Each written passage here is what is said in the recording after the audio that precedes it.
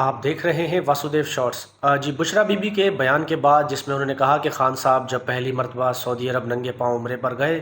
تو وہاں سے آنے کے بعد سعودیہ سے کال آئی۔ یہ بیان دینے کے بعد وہ شدید تنقید کی زد میں ہیں، جو یہاں تک کہ پاکستان تحریک انصاف کے نیریٹو کو بھی سپورٹ کرتے ہیں۔ کچھ صحافی ہو گئے یا یوٹیوبر ہو گئے، اب وہ بھی اس بات کو تنقید کا نشانہ بنا رہے ہیں اور کہتے ہیں کہ یہ غیر ضروری بات تھی اور غیر ضروری وقت پر یہ بات کی گئی۔ فوکس یہی رہنا چاہیے تھا کہ عمران خان کی رہائی اور احتجاج۔ اس کے علاوہ نون لیگ ہو گئی یا حکومتی جماعت ہے، ان کو وہ کہتے ہیں کہ ایک فل ٹاس بال دے دی ہے کھیلنے کے لیے، اب یہ سب بیانیہ اسی پر ہی بنائیں گے۔ اور نون لیگ کا بھی یہی کہنا ہے کہ سعودی عرب سے